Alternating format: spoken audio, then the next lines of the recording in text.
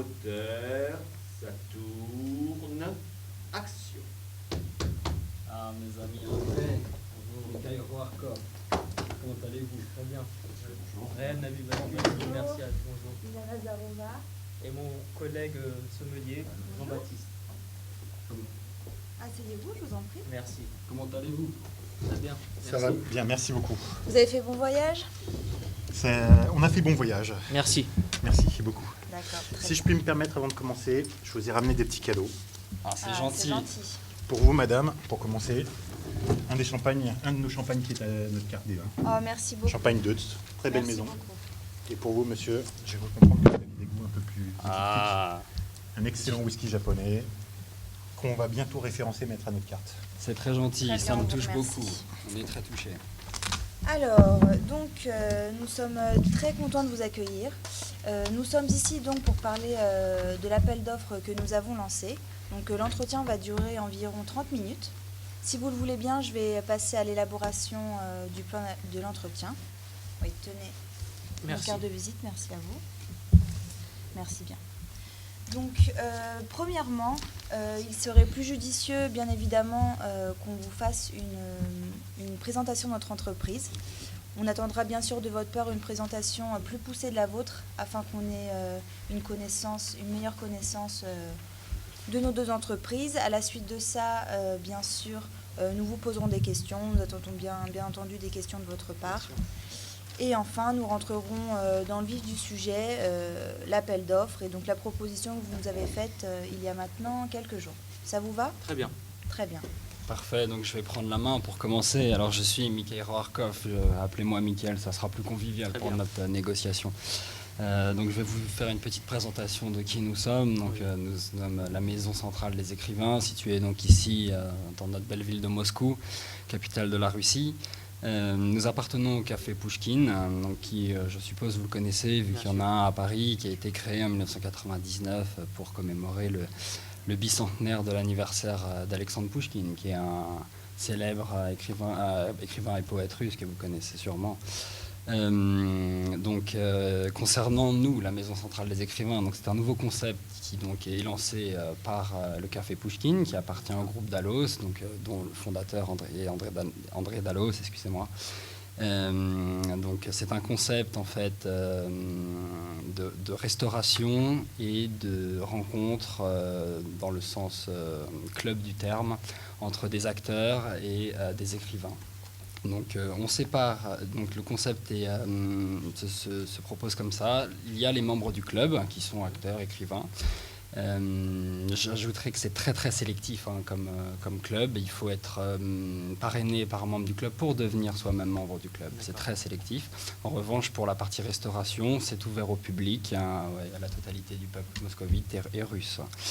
Donc voilà, j'ajouterais qu'on est très très fiers en fait. C'est un concept qui est nouveau et avec ma camarade, on est très très fiers d'être membre de ce groupe et de participer à ce lancement.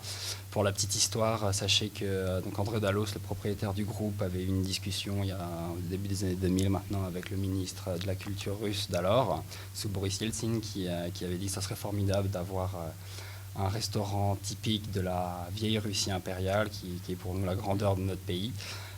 Tout en ayant un niveau intellectuel élevé, à savoir ce qui se fait de mieux dans la culture russe en termes de poètes, d'acteurs, etc. Donc on est ravis on va vous laisser vous présenter, on est ravis de vous avoir. Et... Nous aussi, on est vraiment ravis. D'accord. Bien sûr. Donc on va faire une présentation plutôt succincte de notre entreprise, à savoir qu'on est le groupe Castel, aussi connu sous le nom Castel Frères. Donc c'est une entreprise qui existe depuis 1949 et qui est implantée dans plus de 130 pays à travers différents rachats d'entreprises, de vignobles, de distributeurs également. Donc ça permet d'avoir une influence sur différents types de marchés. Depuis de nombreuses années maintenant, on mise, et surtout notre PDG mise sur l'aspect convivial et familial de la production pour permettre d'avoir des produits qui sont vraiment contrôlés et mis en vente par la société Castel sans passer par d'autres personnes. Donc Aujourd'hui, nous avons différents métiers au sein de notre groupe, à savoir des entreprises spécialisées dans la distribution de vin, d'autres dans les boissons sans alcool, puisque c'est un élément que peu de personnes savent, mais nous sommes aussi implantés en Afrique subsaharienne et nous sommes l'un des premiers producteurs et distributeurs de produits sans alcool et de bière sur ce terrain. Également, en termes de position, nous sommes les premiers producteurs de vin français. Nous sommes les 3e mondiaux et nous sommes également implantés dans des nouveaux marchés émergents tels que la Chine, où nous avons de nombreuses références et des magasins et des restaurants qui ont déjà fait appel à nos services pour renouveler leur carte des vins. Donc vous pouvez le voir sur cette photo, c'est un partenariat que nous avons effectué avec un restaurant chinois qui depuis les années 2000 continue à nous acheter des vins et à faire une production adaptée aux besoins des consommateurs locaux. Et donc, depuis de très nombreuses années, nous essayons toujours de répondre à la demande croissante de ces marchés. Je tiens à préciser aussi que depuis quelque temps, nous sommes également implantés en Russie à travers une succursale qui s'appelle Castel Malaisan, qui donc représente aussi de très nombreuses offres.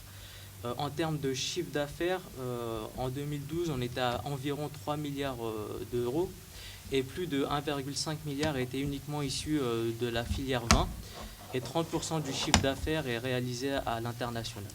Excusez-moi, 3 milliards, c'est le chiffre d'affaires du groupe Castel en entier, d'accord. Oui. D'accord, très bien. Donc si vous permettez, j'aurais quelques petites questions à vous poser. Donc au niveau de votre implantation, donc, vous aviez dit Afrique subsaharienne, Oui. Russie depuis peu, Oui. et ensuite la Chine.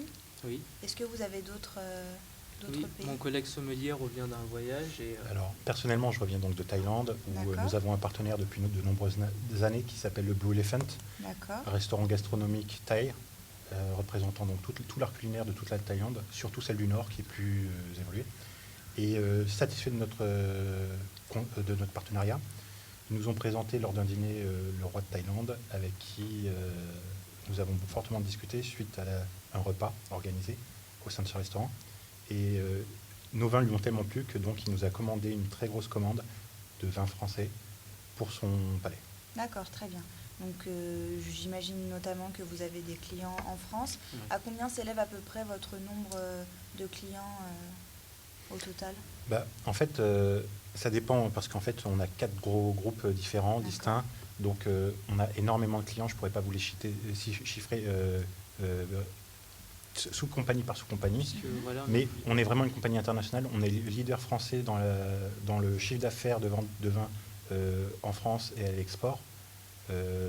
Sur donc, le chiffre d'affaires, j'appuie vraiment là-dessus. Et donc, on a vraiment une très grosse clientèle internationale. D'accord, très bien.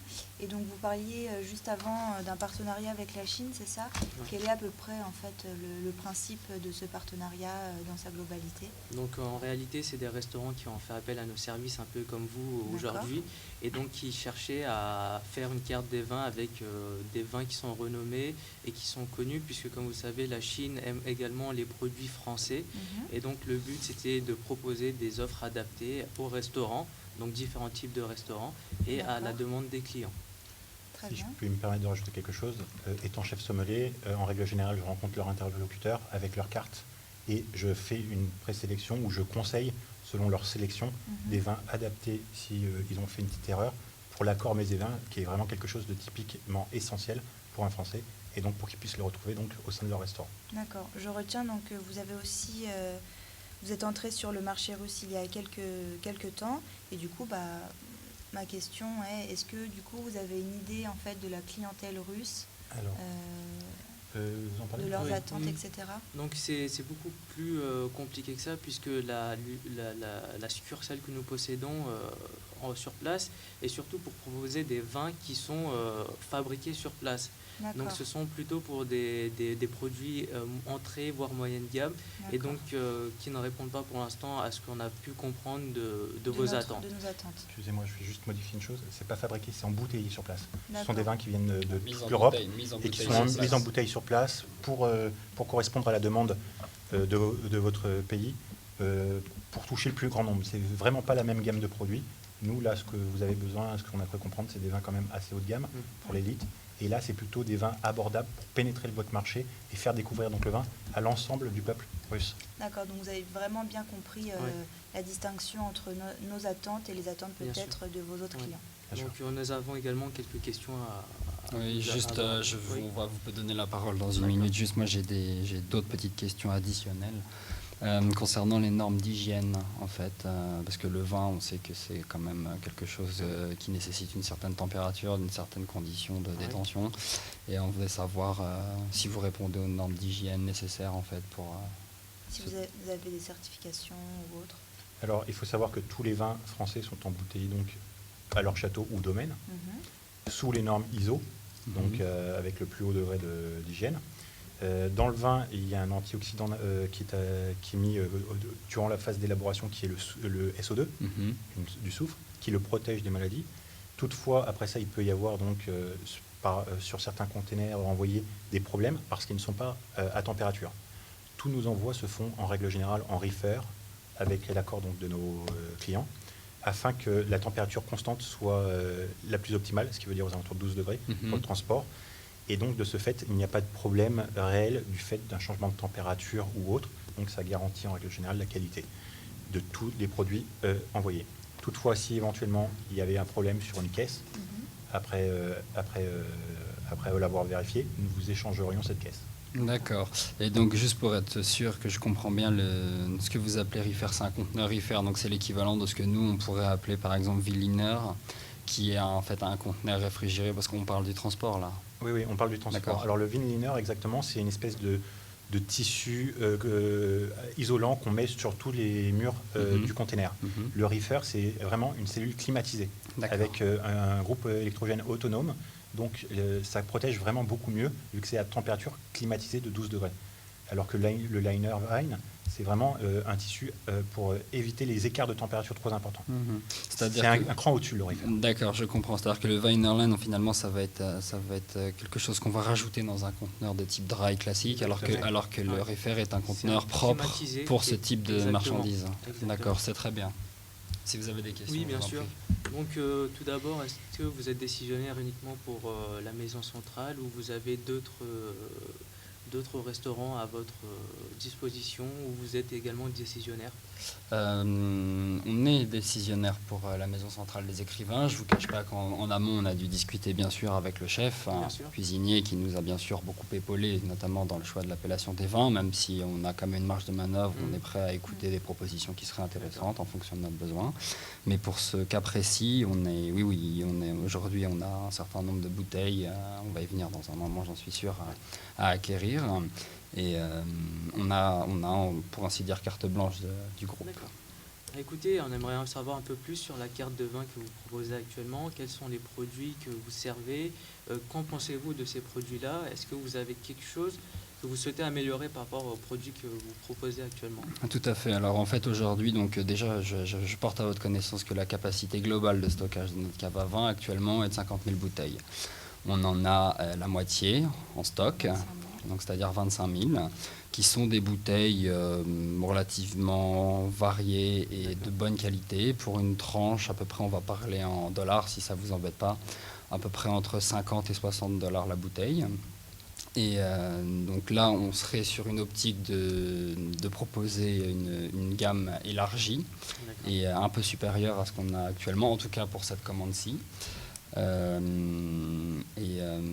Comment dire, on aimerait et on est prêt bien sûr, donc comme on est prêt à monter en gamme, on est prêt bien sûr aussi à augmenter l'investissement par bouteille. D'accord, très bien.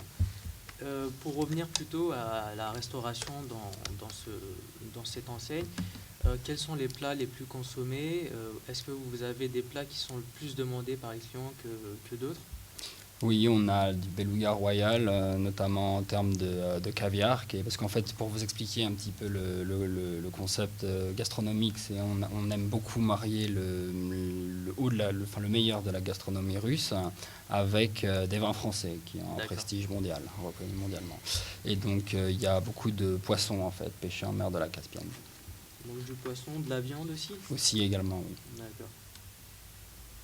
Et donc, comme j'ai pu vous le demander, si vous deviez améliorer quelque chose sur cette carte des vins qui est pour l'instant assez basique. Quels seront les éléments que vous pourriez améliorer? Concernant les vins, si vous voulez, c'est vraiment une histoire de montée en gamme, parce qu'on est satisfait à l'heure actuelle des vins qu'on propose, mais si vous voulez, comme je vous l'ai dit, notre clientèle est très très sélective. D'accord. D'une manière générale, elle a un pouvoir d'achat bien au-delà de la classe moyenne russe. Et si vous voulez, pour un repas moyen qui va tourner autour de 300-350 euros, on a des clients qui, bien entendu, seraient prêts à mettre et souhaiteraient même avoir un vin de très très bonne qualité, très rare, et seraient prêts à y mettre le prix. Donc nous, comme on est, si vous voulez, ça fait partie du faste en fait de notre concept. C'est thème Russie impériale, donc on veut pouvoir proposer le vin de meilleure qualité également. D'accord. Donc pourquoi vous avez retenu notre offre et vous avez souhaité nous recevoir aujourd'hui? Qu'est-ce qui a fait que notre offre pourrait correspondre à vos attentes? Si vous voulez, dans un premier temps, je ne vous cache pas qu'on était relativement surpris, parce qu'on a eu 2 offres en fait, pour retracer un peu l'historique. Dans un premier temps, on était relativement surpris en fait de la première offre.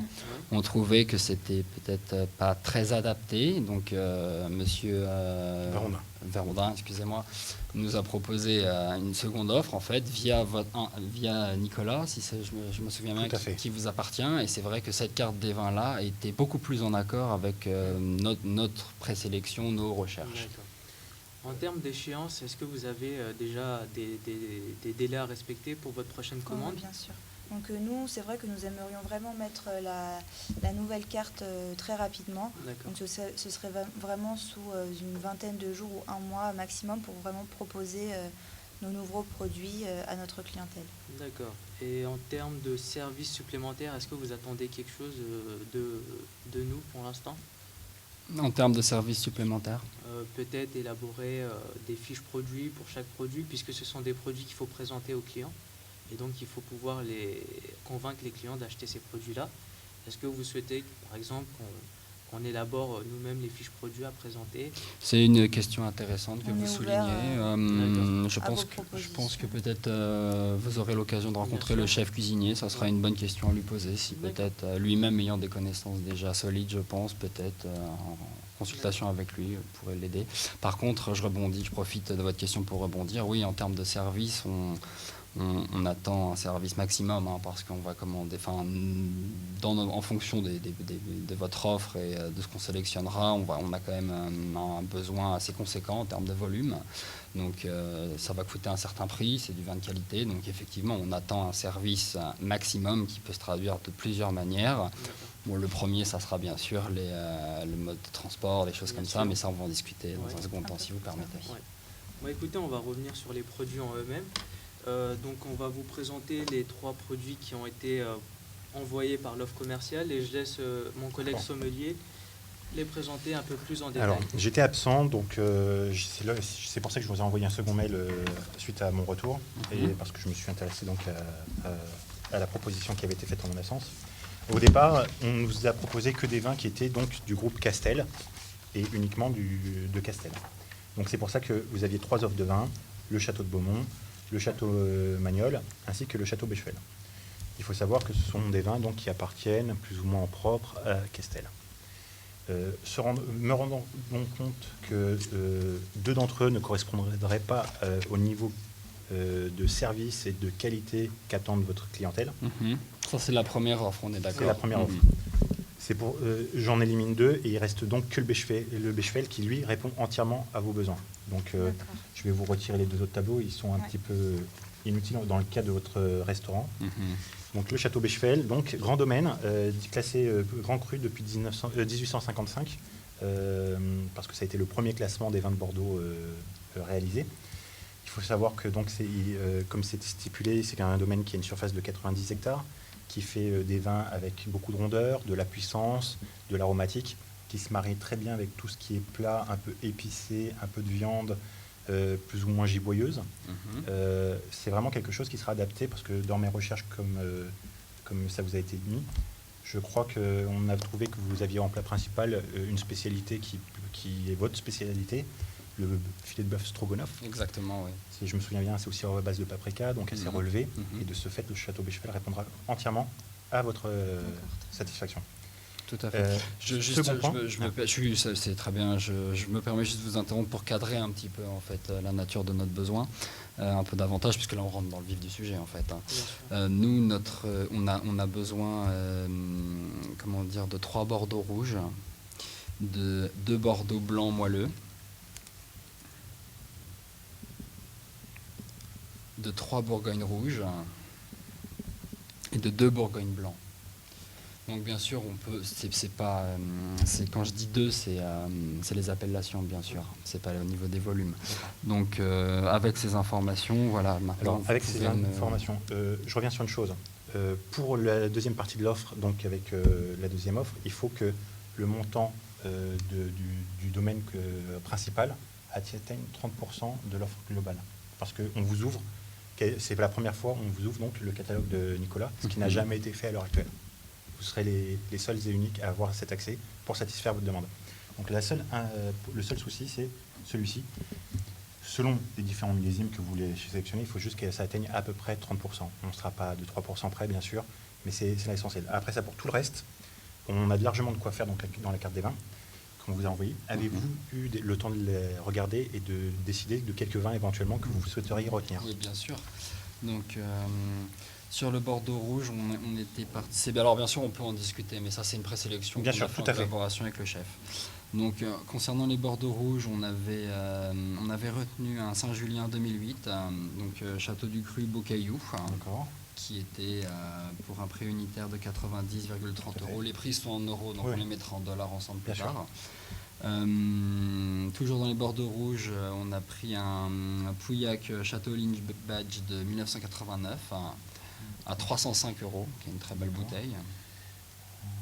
Et le dernier, c'est un Margaux de 2008, pavillon rouge second vin, du Château Margaux, pour un prix... 120,15. C'est exact. Tout à fait. À cela, est-ce que vous allez rajouter le Château Bechevel? Il nous faut 3 appellations Bordeaux rouge. Ça, par contre, c'est quelque chose qui est arrêté. Alors, si vous nous conseillez peut-être de changer, par exemple, une de nos sélections contre un Château Bechevel, tout à fait. Quelle argumentation vous apportez à ça? En fait, comme je vous disais, le Château Bechevel, il est essentiel pour débloquer la deuxième partie de l'offre, donc avec tout le catalogue Nicolas. Parce qu'à la base, le groupe Castel ne vend que 25 domaines de vin et dont ne fait pas partie cette offre. Donc, c'est un peu la condition sine qua non. Et comme je vous l'ai dit, ça n'a jamais été fait. C'est vraiment uniquement pour vous. C'est très gentil, mais alors, est-ce que dans ce cas-là, ça ne serait pas plus simple de prendre uniquement des vins venant de la seconde offre, sachant que pour ce vin-là, il y aura un pourcentage de 30% à respecter? Alors, on peut essayer de baisser, mais c'est essentiel pour nous de vous vendre ce vin-là. D'accord. C'est vraiment la condition pour... C'est la condition qui a débloqué en fait tout le reste de l'offre. D'accord. C'est vrai qu'il y a quand même un geste significatif en nous ouvrant une carte des vins supérieure à ce qu'ils proposent en général. On en prend, on en prend, j'en ai pris note déjà, et je vous avais répondu par mail que j'étais très content que vous fassiez ça. Donc dans ce cas-là, oui, on va remplacer peut-être... Ce que je vous propose, c'est, vu que c'est un Saint-Julien, de le remplacer par du Cru Beaucaillou, qui est un vin de la même qualité, et aussi classé depuis 1855. D'accord. De toute façon, les 3 vins que vous avez sélectionnés sont des vins classés depuis 1885. Mais oui, ça c'était... 1855, pardon. D'accord, donc à ce moment-là, je mets le Saint-Julien entre parenthèses. Voilà. Je vous annonce quand même qu'au niveau du volume, on avait fait une estimation environ à 1600 bouteilles pour cette appellation. Donc on est tout à fait prêt, au vu de votre argumentation et de la possibilité qu'on a de prendre le Château Béchel, on part sur la même base. D'accord. Est-ce qu'il y aurait un millésime qui vous intéresserait le plus? Attendez, je regarde entre parenthèses. Vous étiez sur un millésime en l'occurrence de 2008 à 90 €. Château Bechevel sera moins cher, il faut le savoir, parce que c'est un domaine qui est détenu par le groupe Castel à moitié. Donc de ce fait, vous avez un prix ultra concurrentiel. Donc 2008, c'est 54 €, c'est ça? Tout à fait, c'est le prix, mais c'est parce que ça nous appartient. Donc on peut faire des prix plus bas que le marché, en l'occurrence, sur ce vin-là. Tandis que sur les produits... C'est des produits que nous on achète. D'accord. Et donc, voilà. D'accord.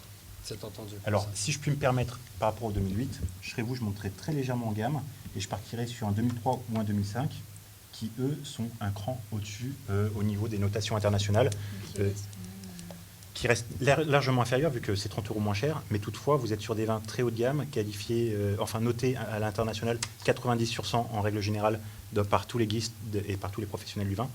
Donc, vous avez une montée en gamme gustative de ce fait.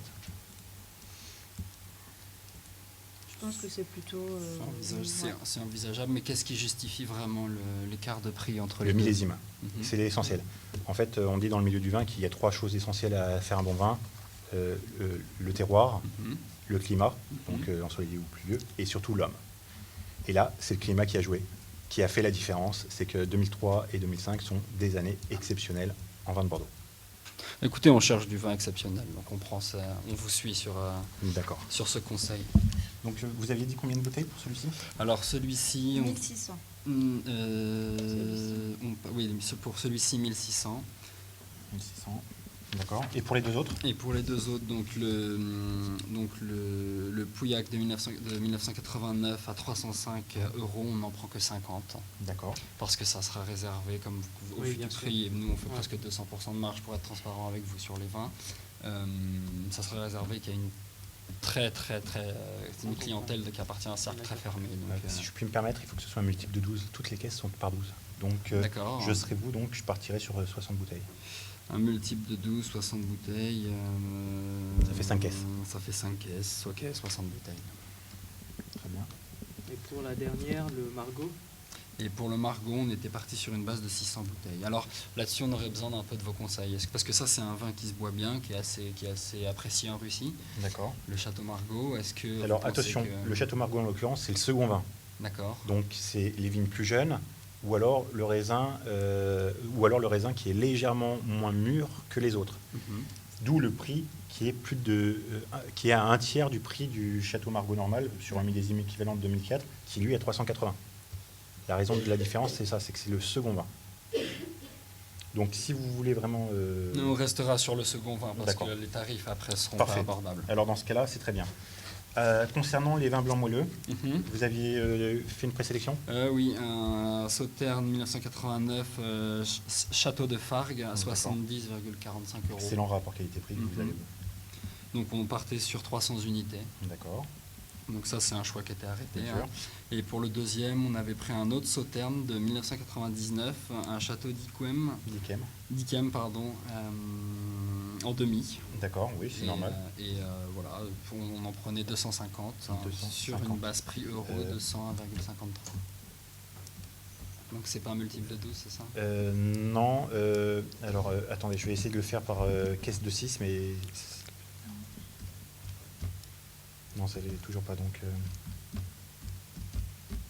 et donc pour continuer en attendant, en termes de vin blanc, Donc en termes de vin blanc, C'est tout pour les donc vins pour, blancs. pour le Bordeaux blanc, c'est tout. Vous voulez qu'on reste sur le blanc, on parle du Bourgogne blanc si vous, si Oui, vous on va voulez. continuer sur 252 en fait bouteilles pour faire, au lieu de 250 pour faire des caisses de Oui, 12. bon, pour deux bouteilles, ça pose pas de problème. Donc après ça, on a dit donc Bourgogne rouge. Bourgogne rouge.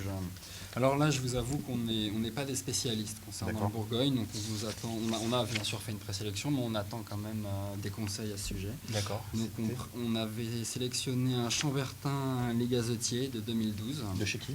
de chez Grevier. Grevet. Crevé. C'est pas dans la partie que je vous avais présélectionnée? Non, je ne crois pas. D'accord. Grevet. Bougerai. Ouais. C'est bizarre, je ne vois pas le crevé, le tard, le fond, du riz. Si vous En voulez. rouge, c'est tout. Oui, en rouge, si vous souhaitez. Les casetiers. Ah oui, d'accord, les casetiers, d'accord. Si. En fait, c'est Armand Rousseau. Voilà. D'accord, Donc à 127,50 € la bouteille. c'est C'est ça. ça. Et pour quelle quantité? 300. 300, parfait. Alors ça, c'est un excellent choix. Armand Rousseau est l'un des très grands vignerons de Bourgogne et surtout de Gevrey-Chambertin. Donc c'est une valeur sûre. Le Mazy Chambertin et le Charme Chambertin sont vraiment les crans au-dessus, mais celui-ci, en rapport qualité-prix, est vraiment exceptionnel, dû à, malgré la puissance, à la finesse aromatique. Avec quelle sorte de plat on peut le marier? Alors personnellement, tout ce qui est viande rouge, côte de bœuf et autres, tout ce qui est légèrement relevé, donc épicé. Donc dans votre cuisine, je sais que traditionnellement, c'est assez relevé en règle générale, donc il n'y a pas de souci. Mais ça a beaucoup de souplesse gustative, donc il ne faut pas que ce soit quelque chose non plus qui écrase. Mais à part ça, c'est vraiment magnifique. Très bien, on avance, le temps nous est compté. D'accord. Bien sûr. Écoutez, on avait également autre chose à vous proposer, c'était un code à bulles. Donc c'est une espèce de certification qui permet en fait de créer une certaine authentification des produits face à vos clients. Donc c'est encore expérimental et en nous le proposons pour l'instant à très peu de clients et je laisse mon collègue vous expliquer un peu plus en détail en quoi consiste ce code à bulles. Le code à bulles, c'est pour contrecarrer les contrefaçons. Dans le milieu du vin, tous les grands vins sont copiés, vous le savez, de façon internationale. Et donc pour éviter ça, le code à bulles est un code qui, après ouverture de la bouteille, se désagrège. Donc il n'est plus utilisable. D'accord. C'est la seule protection à l'heure actuelle pour certifier que le vin n'a pas été ouvert et que le vin est authentique. D'accord, sa donc c'est bouteille. vraiment dans notre intérêt. C'est dans l'intérêt, principal. dans votre intérêt, pour pouvoir le prouver à votre client, comme quoi ça ne vient pas du marché noir ou du marché gris, et que ce n'est pas quelque chose qui aurait pu être reconditionné, et qui ne soit pas un vrai domaine en l'occurrence. Donc l'intérêt premier, c'est vraiment de certifier la qualité. Tout à fait. de la L'authenticité aussi. D'accord. Je vois que c'est écrit qu'il s'agit d'une start-up française, Oui. donc ça veut dire que c'est encore, pour vous citer, c'est encore à une phase d'expérimentation. Donc on garde cet article si vous le voulez Bien bien, sûr. on y réfléchira Bien sûr. et on vous recontactera là-dessus. Mais c'est pas la priorité D'accord, d'aujourd'hui. bien sûr. D'accord. Écoutez, on peut passer à la partie logistique. D'accord, très bien. Donc vous avez vu dans notre offre que nous étions partis sur un Incoterm Xwork. Oui, alors ça Oui. c'est à débattre. Je vous écoute. Alors en fait, comme vous l'avez constaté, on est quand même sur un certain volume déjà, sachant que pour vous expliquer un petit peu plus en détail en fait le type de relation qu'on entend mener avec vous aujourd'hui, si on obtient satisfaction et dans le futur, nous on a une moyenne pour vous donner connaissance des chiffres de 2,16 couverts pour une bouteille, c'est-à-dire qu'environ 3 personnes vont commander une bouteille de vin.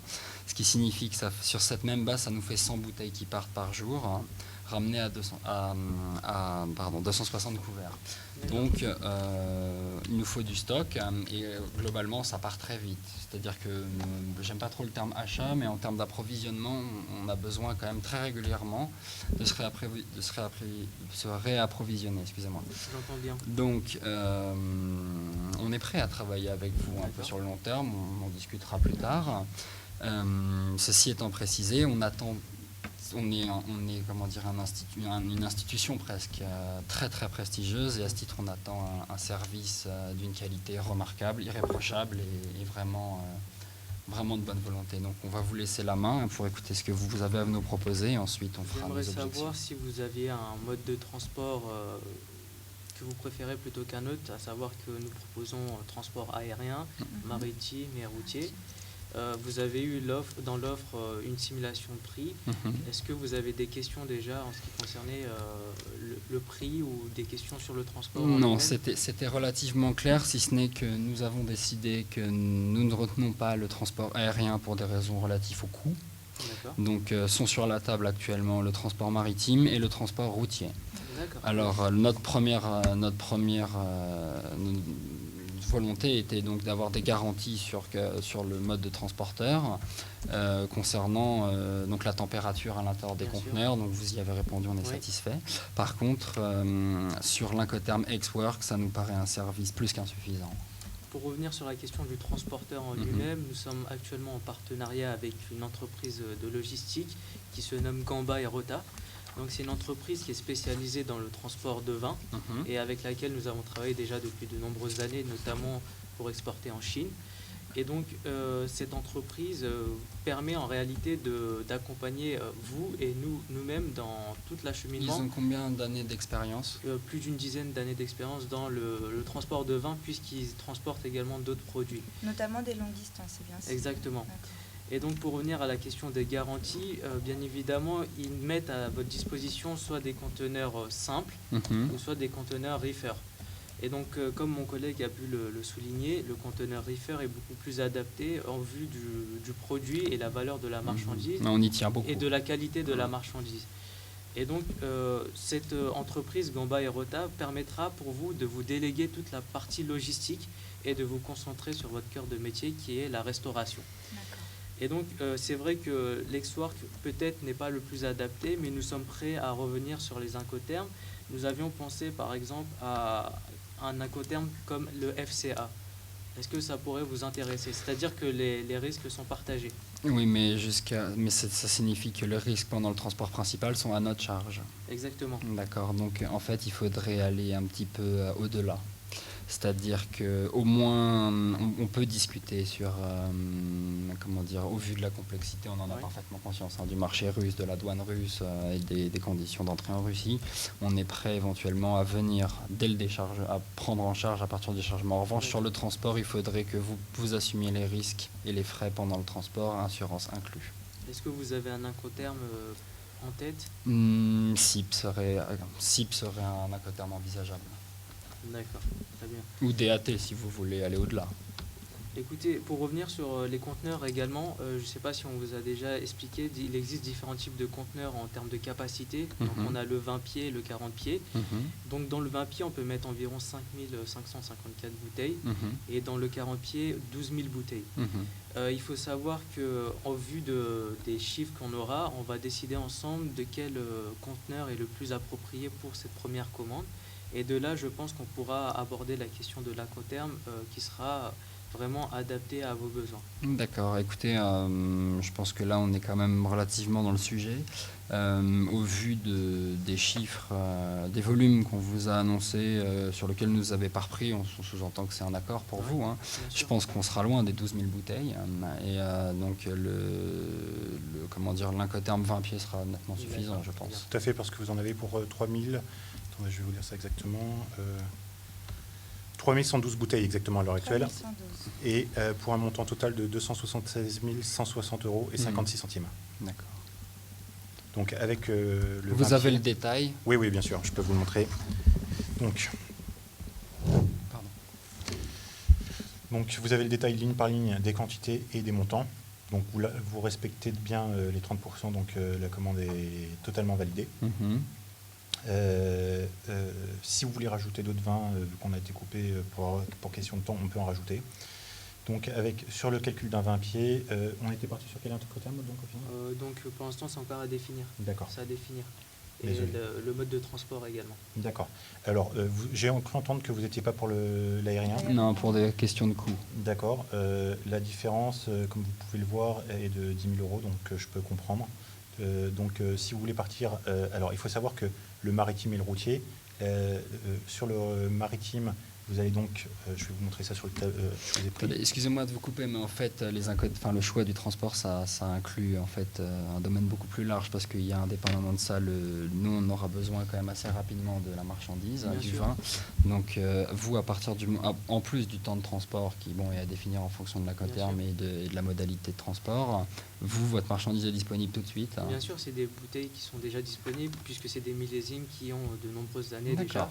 Et donc, D'accord, il n'y a donc à plus partir qu'à du moment où valider on définit l'agrément. l'incoterm et le mode de transport, ça peut être fait quasiment 2-3 Sur jours. 21 jours, vous recevez la marchandise 21 jours. au minimum. Donc on préfère compter un délai éventuel de retard pour X ou Y raison avec une douane ou 21 autre. jours, c'est conforme aux recherches. Et dans ce cas-là, en incluant les éventuels soucis, on peut monter à 25. S'il y a un souci de douane dans votre pays ou autre, suite à un bon ou autre. Parce que Donc nous, ça il nous nous faudrait pour permet le mois une marge. prochain, donc 21 jours, c'est Donc acceptable. vous avez une capacité de production assez... Ah, nous, Bah, tout est déjà tout est déjà D'accord. produit, embouteillé, prêt à partir. D'accord, très bien. C'est dans nos stocks, parce que ce sont des vieux millésimes, comme disait mon collègue, donc ça a été acheté en avance et ça a été D'accord. stocké par nos soins. Très bien. Bon, messieurs, un incoterm SIP en transport maritime, est-ce que c'est acceptable pour vous? Je pense qu'un CPT, ça serait beaucoup plus avantageux pour vous et pour nous. Donc vous nous proposez de poser Un SIP. SIP. Je le vois pas dans mon... Si. Ah non. Et un CPT, ça serait SIP, beaucoup ça va être- Alors, suivant nos conditions générales de vente, en fait, on ne peut pas prendre en charge le SIP en règle générale. Là, ça pose un peu problème de ce côté-là. Le CPT serait idéal pour nous. Et pour vous, puisqu'on sera sur une relation de long terme, et peut-être après réfléchir à peut-être prendre plus de risques de notre part, mais pour l'instant, on préfère avoir un partage des risques. Excusez-moi, je n'ai pas bien en tête l'incoterm CPT, jusqu'où le transfert des risques Donc, et de frais. CPT, ça va jusqu'au C'est transport fluctuant. principal, je me permets de vous donner. Merci bien. Donc si je comprends bien, toute la partie post-acheminement de la marchandise se fait à vos Pré-acheminement. Et pré-acheminement acheminement, transport principal. et transport principal, mais hors assurance. Hors fait. assurance et D'accord. le Donc reste. on aurait à notre charge de l'assurance à assumer Ouais. Oui. et on s'occuperait du déchargement et du Exactement. dédouanement. sachant que c'est une offre pour vous, parce que dans nos conditions générales de vente, à la base, tout le transport, acheminement et tout est à votre charge. Donc on vous fait vraiment un geste pour cette première offre, pour pouvoir construire un partenariat sur des bases solides. Je veux des engagements sur l'avenir. D'accord. Qu'attendez-vous? Je comprends bien. En Russie, on est très, comment dire, à cheval sur, si me permettez Bien l'expression, sûr.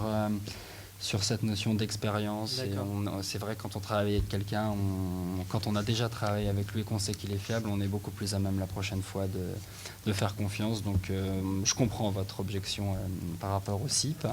Pourquoi pas du CPT pour ce premier cas? Si à l'avenir, on retravaille avec vous, je veux un engagement écrit comme quoi vous ferez Bien un geste de ce évidemment. côté-là et Oui. on partira sur un D'accord. DAT. D'accord, très bien. Ça sera écrit dans le contrat. Oui, bien sûr. D'accord. On peut passer également aux conditions de paiement. Donc nous avions pensé à un crédit documentaire qui pourrait être pour vous et pour nous une très bonne solution. Est-ce que cela vous conviendrait-il?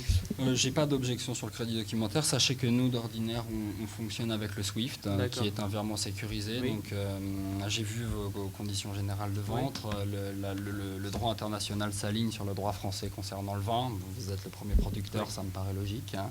Donc, donc le virement se fera par le mode de paiement sera Crédit documentaire. un SWIFT, Ouais. mais comment dire, en parallèle, on fera également un crédit documentaire irrévocable et confirmé. Je vous coupe juste quelques secondes parce que nous parlons des prix, mais les prix ne sont pas sont encore en euros. Oui, en bien fait. sûr, on va y venir, on va y Notre, venir, on va y venir. D'accord. Donc on part sur un SWIFT, c'est ça, et un crédit Un documentaire. crédit documentaire qui est une sécurité irrévocable confirmée, qui est votre sécurité d'être payé. Et vous avez évoqué également un élément très important qui est la législation. Donc on reste sur la législation française qui est applicable pour ces produits. Le droit international s'applique même en Russie. D'accord. Donc vous préférez qu'on applique le droit Écoutez, juste le seul petit point qui est un peu frustrant pour nous, c'est en cas de litige, j'ai vu que le tribunal compétent pour régler l'affaire est le tribunal de Bordeaux. Oui, c'est ça, exactement. Je ne vous cache pas que vis-à-vis de notre hiérarchie, c'est un point de blocage. Mais cela dit, on a la contrainte du droit international, Oui. donc je pense qu'on va devoir s'y plier malgré tout. D'accord. Donc comme vous avez compris, le rouble n'est pas avantageux actuellement. Et donc il est impossible de faire une transaction en rouble. Et l'euro est beaucoup trop fort par rapport au rouble, ce qui fait impossible de le faire en euros. Oui. Mais vous avez vu les cours actuellement, donc l'euro est égal au dollar. Donc il n'y a pas vraiment de différence pour vous de payer. C'est pas les renseignements que j'ai. Actuellement, l'euro et le dollar sont à la même valeur. Précise, au centime près. Presque au centime près à la même valeur, Sur des pareils volumes, ça fait une différence. bien évidemment. J'ajouterais. Si je puis me permettre, Oui. vous y gagnez à payer en euros, parce que suivant le contexte actuel de politique de votre pays, je crois que vous avez des problèmes à débloquer vos fonds en dollars suite aux désaccords internationaux actuels. C'est politique. D'accord, pas de souci. En termes de délai de paiement, bien évidemment, nous voulions un paiement en 30 jours. Et donc 50% de la valeur avant l'acheminement et 50% 45 jours fin de mois après la réception de la marchandise. Est-ce que cela vous convient? C'est acceptable. Par contre, pour ça, c'est acceptable. Par D'accord. contre, pour la monnaie d'échange, ça sera forcément le dollar. D'accord. On est Écoutez, on intransigeant est d'accord pour arriver sur le dollar comme pour finaliser le D'accord. contrat. D'accord. D'accord. Écoutez, ça Alors, me paraît bien. Le taux dans de change l'ensemble. à l'heure actuelle, pour 1 euro, c'est 1,10 $ et 24 cents. Donc 1,10 $ et 24 fois... Et on finit le calcul. Vous pouvez finir le calcul et puis on pensait vous inviter à dîner ce soir dans notre restaurant pour que vous voyiez par vous-même à quoi ressemble la réalisation, l'œuvre qu'on a faite dans le cadre ici impérial. Donc les modalités seront signées à ce moment-là autour D'accord. d'un bon repas. Donc la si ça facture vous va. pro forma est prête, D'accord. pré Ouais, donc remplie. on sera et, plus à même ce d'accord. soir. Très bien. On peut adapter signer, pour travailler en même d'accord. temps. Très bien. Parfait. Merci beaucoup. Merci à vous. Merci et puis bien. à ce soir. Donc on vous donne rendez-vous ce soir pour continuer ce travail. Est-ce que 20h vous convient? C'est parfait. Ce sera parfait, merci de nous accueillir. Merci à vous. Je vous dis donc à ce soir. À ce Profitez-en. soir. Merci Nous avons beaucoup. hâte de goûter Profitez-en aux excellents pour mets visiter Moscou. de la mer Russie. Merci. Merci. Au revoir.